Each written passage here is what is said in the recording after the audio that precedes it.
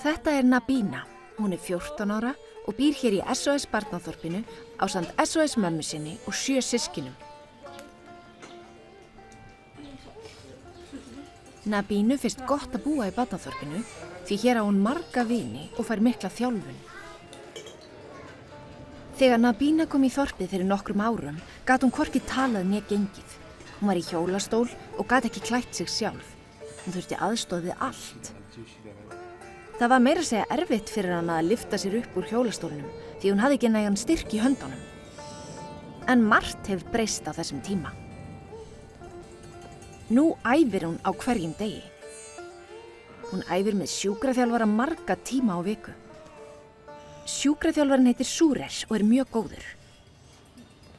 Hann veit allt líkamann og hvernig er best að þjálfa hann.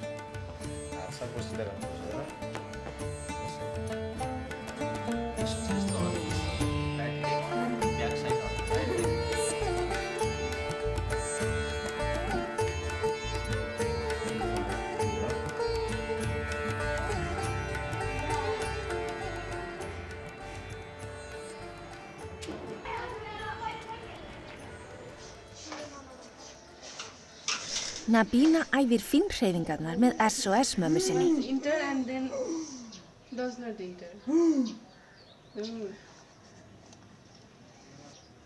Hún hjálpar henni líka með talþjálfunina.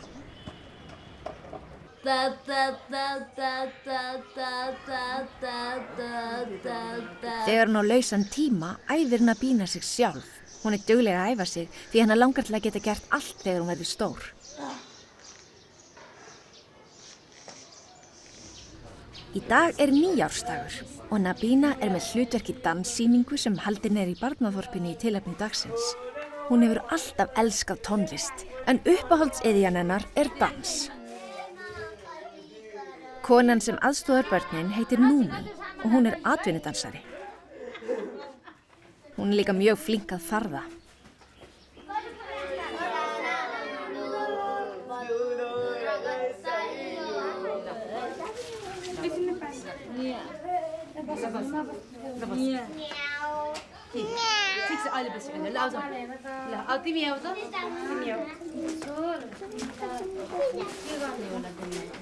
Þó að Nabína hafi æft sig vel fyrir dansatriðið, þá ætla hún og Númi að renna einu sinni enn yfir atriðið. Það er svo margt sem þarf að muna og sumar hreyfingar eru frekar erfiðar. Ready.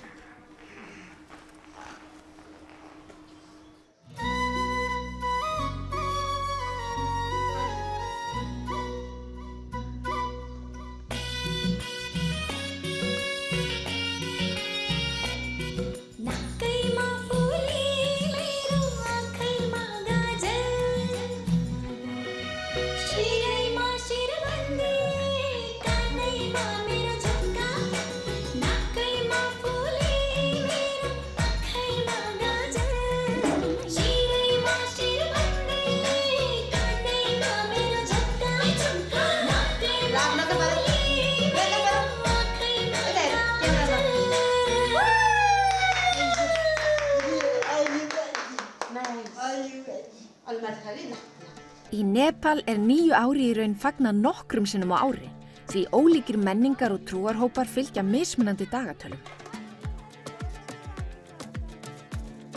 Flestir fylgja Bikram Sambat dagatalinu, eins og þau gera í barnaþorpinu.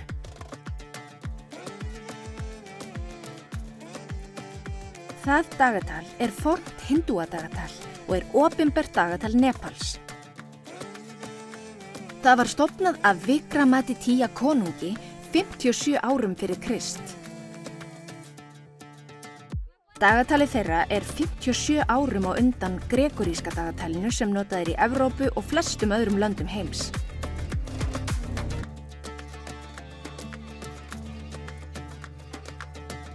Þess vegna er árið 2081 í Nepal, en ekki 2024 eins og hér á Íslandi.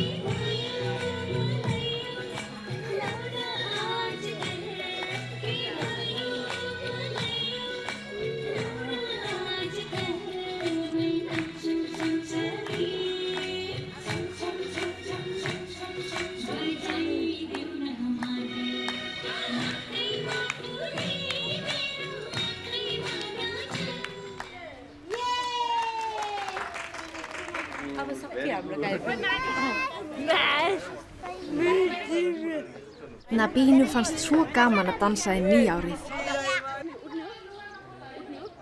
Nabína ætlar að halda áfram að vera duglega að styrkja sig svo hún geti orðið enn sjálfstæðari í framtíðinni.